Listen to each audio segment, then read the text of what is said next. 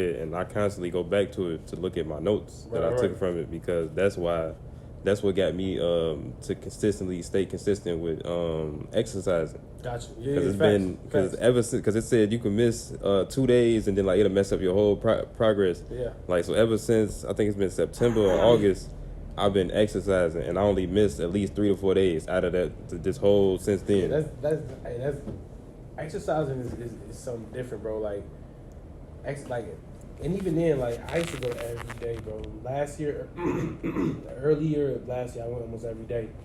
But I even learned late last year when things got like comfortable and smooth that I was going to keep my mental going though. I promise you, like 80% of the gym is to make sure that my mind is clear and I have clarity about the rest of the week or even that day, or even if I'm having a tough day, bro. Just going to the gym for that time allows me to like clear out my day and prepare me for the next day.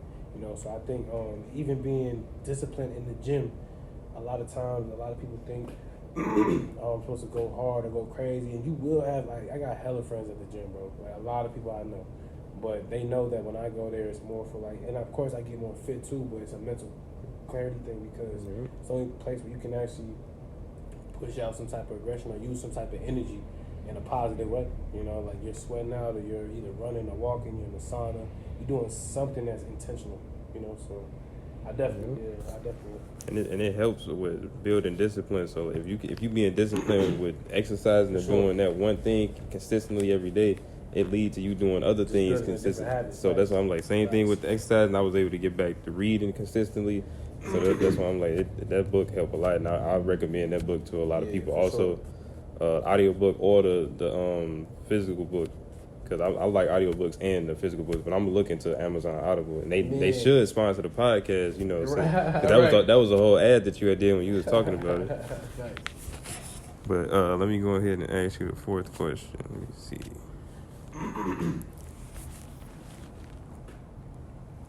Okay, now you mentioned this, but I wanted to just see your perspective and what you thought about it. How did you become good at time management with your, I don't know if this makes sense, but like daily life and work life? Yeah, for sure.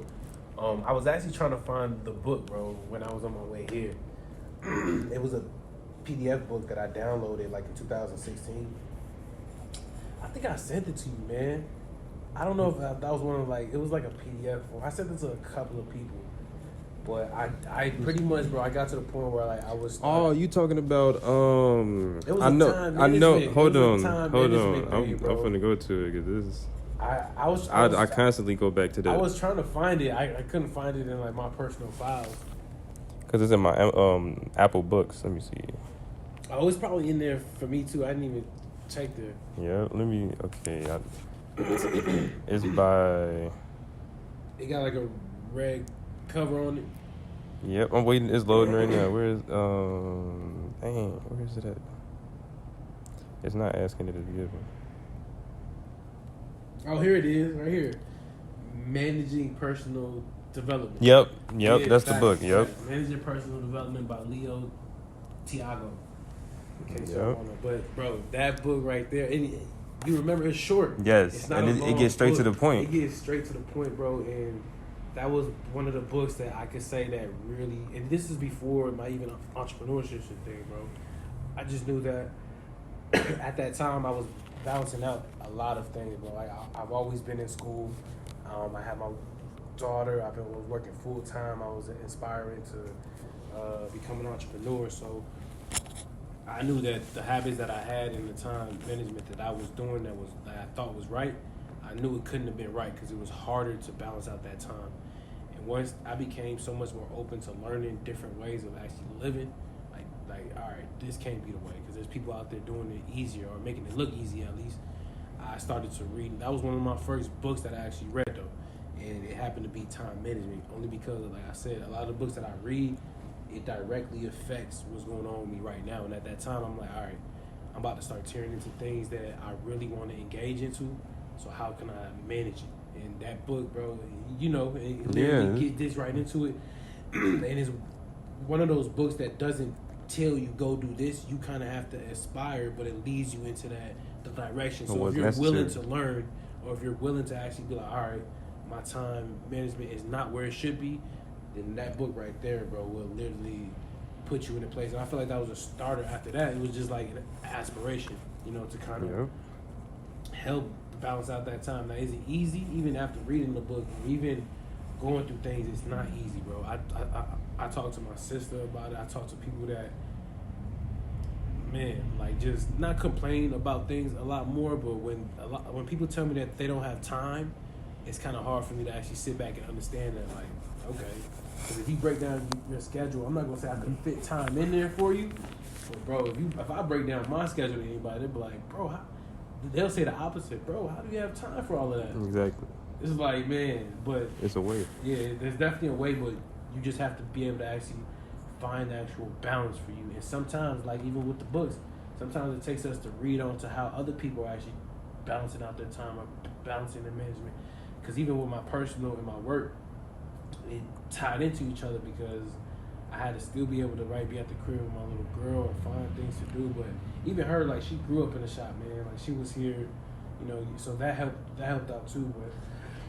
But I can honestly say I learned to actually balance it out the most through reading, man. Like really engaging and just using the tips and the ideas that they gave me and seeing if they worked, and they did. You know, like just me like almost prioritizing what I felt was comfortable for me and what brought me the most peace and what brought me the most happiness and what kept me away from whether it's toxicity or pessimistic people or things that just didn't flow into my flow, and being okay with understanding that those may come from family members and friends that I'm cool with and things that are actually attached to us.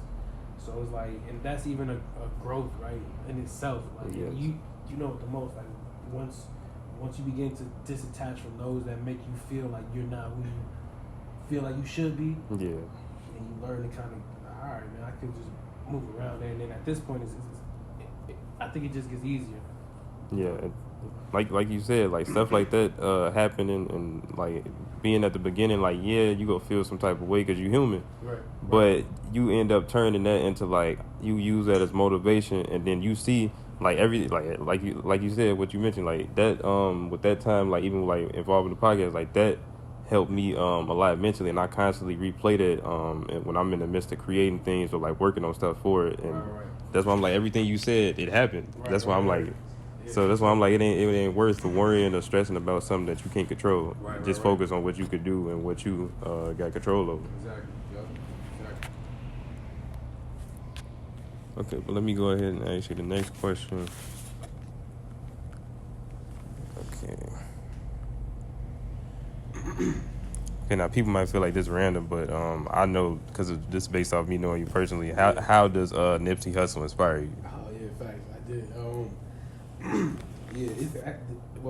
Like you said, people probably see that random, but Nip was a huge inspiration for myself. Who would probably know it the most would be my brother, because I believe the Victory Lap album dropped 2018, if I'm not mistaken, either 18 or 19.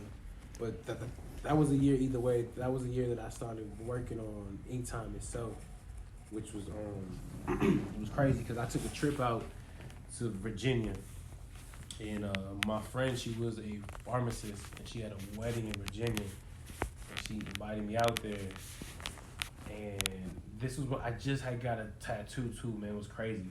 So I went to Virginia, and I met, he was an engineer at the wedding, and at this time, I was already kind of talking with Block about, and he working on the app. Shop. Yeah, working on the app. Yep. Right. I remember this. Right. So I ended up going out there, and even at the time, bro, I bumped Victory Lap, man, almost a year straight. I promise you, like every track in. I think like with all type of music, bro, is like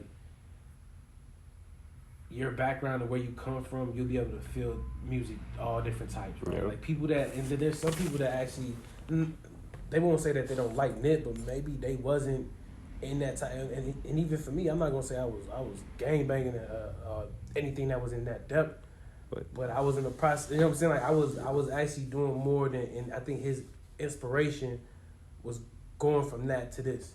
It don't matter what that was. That skill could have been from down up here to, you know. Yeah. But I think for me, I felt it more because even the videos that I watched and the interviews that I watched with him in his music that transpired into words, he said a lot. He pretty much telling them like, bro, you got a vision. You know, like the victory lap is literally him showing you like whatever you got going on, you can inspire to do more within yourself. If you got to, and he mentioned it in there, like you gotta have a fire team, you gotta have skill play, you gotta have a game plan. I could pull up hella tracks, 1,000 tracks, bro, of just besides him talking about his old life, like he bringing up new game, you know. And I promise you, like my brother at that time, I taught him so much about just not the album itself, but like the actual inspiration that inspired me to continue to actually push into that. Like, you know what, bro, I definitely can make this shit happen.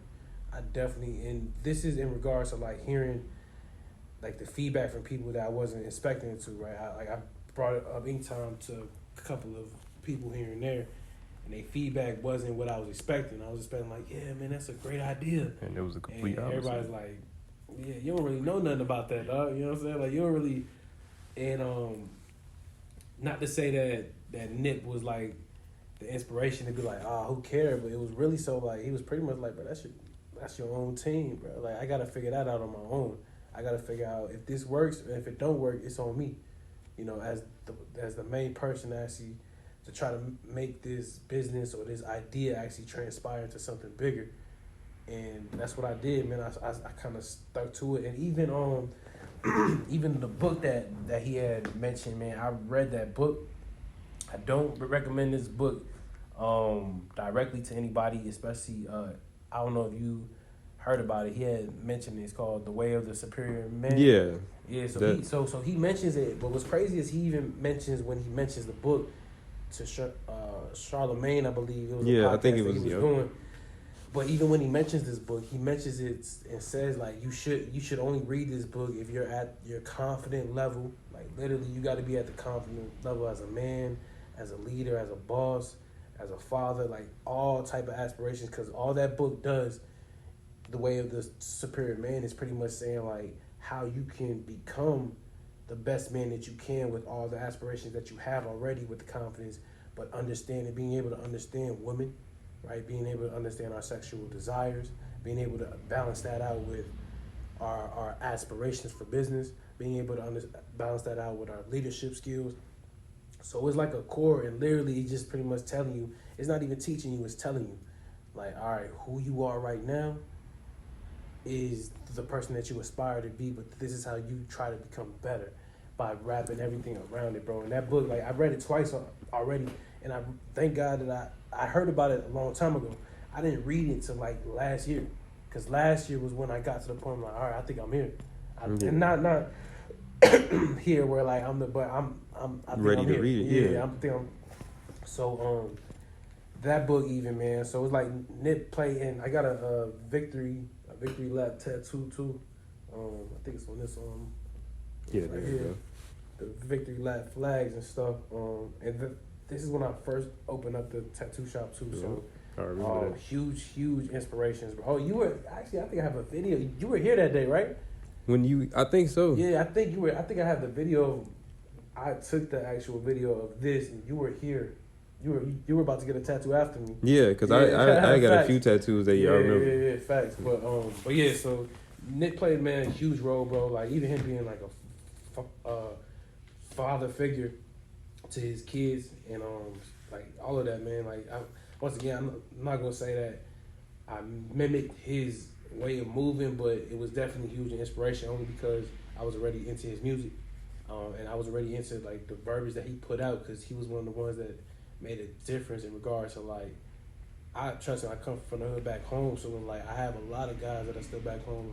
Not to say that they're not doing much, but they still got the mentality of like just being at the crib, smoking, just chilling, trying to do whatever they're doing, you know. And to be a person that still understand that game but can grow out of it, that's why I feel like I was more so like, man, I want to be that person to inspire, and that's kind of what he did, you know.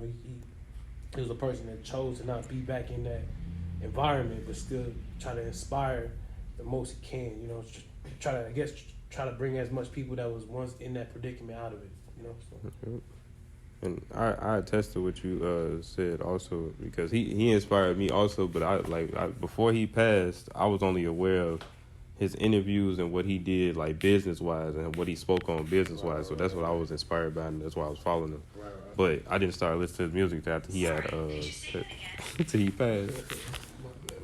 But even now, like his people that was around him, like All Money In, everybody that was around him, his old circle, they still doing things like that they said that even while he was alive that they was gonna do. Like in one of the neighborhoods they was in, like they own almost 3 blocks. They got buildings on 2-3 blocks. Cause I was watching the episode they did with Earn Your Leisure. Okay.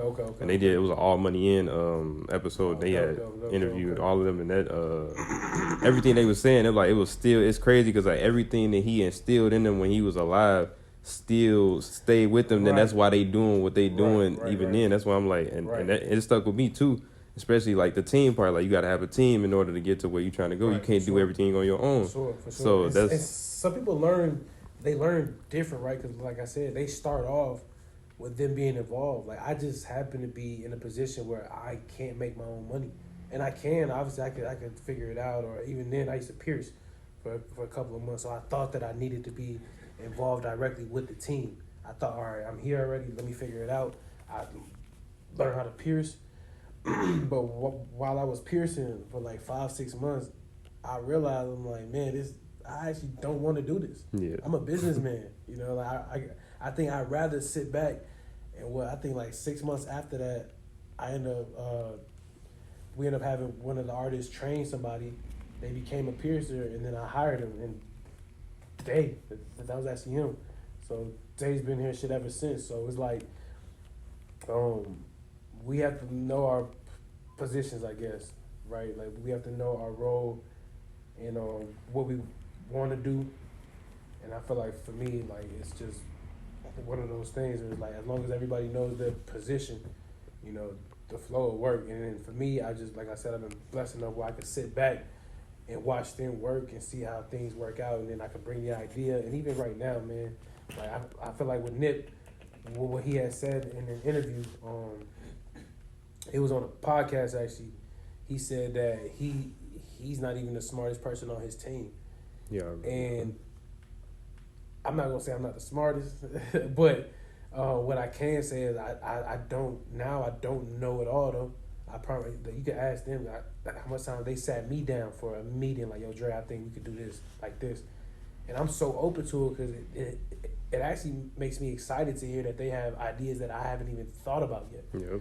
You know, and even then that comes from the aspirations of me pushing them in meetings and stuff to think of new ideas and to come up with new ways. So instilling it, man, I think like how you said, his team was able to keep flowing. Yeah. That's like the best thing in the world, bro. And that's what I aspire to do too, man, is to talk to as much people, you know, spread the words that, whether it's through entrepreneurship or just grind and hustle or positive thinking, anything, bro. That way, even as we go on, and maybe they can push it into other people, and they can be instilled in them, so they could progress in their own ways, you know. Mm-hmm. And that just take me back to I don't know if you remember, like this is like I think after like a year after I had met you, it was a paper you sent me with like I don't know what, I'm trying to remember everything that was on it. But it was saying like it was some motivation stuff. It was like basically like not like a blueprint, but like it was like a plan. Like this should be your direction, like how to go. Like if you trying to do, I think I remember that. That's why I'm like I still got that. That's why I'm like that just made me think about that also. Yeah, for sure. I mean, shit. I think with you, man, you were honestly, because I was still even in my beginning stage then, bro, which is crazy. But I feel like you were one of the first ones that you came up right after I was like kind of already beginning my own stuff. So the things that I was telling you though was just the things that I knew that you could do. And if you had ever asked me something outside of like something that you couldn't, then I would have knew. You know what I'm saying? I wouldn't have been able to direct you, because I feel like a mentor or even a person that you get advice from, they should always be a person that either done something successfully or they failed at doing that something successfully and can only give you that story. Yep. You know, because anything else is just advice, and you could get advice on the internet. You know, so I think, so that's pretty much. So when you would come to me, bro, it was like one of those things where I was still learning, but I had enough information to give you because you were still at the beginning stage too. Yep. You know? Because I'm like, I knew, like, if I came to you about certain things, I'm like, I had a feeling that you had a grasp on it or been through or experienced something similar to that. So that's why I'm like, I'm not gonna waste his time, but I'm like, I'm gonna ask him something that I'm pretty sure he went through. He could tell me how he got through it. Right. Even though that same approach may not work for me, like it'll just have me mentally prepared and ready Right. to for the outcomes of how everything may go. Facts.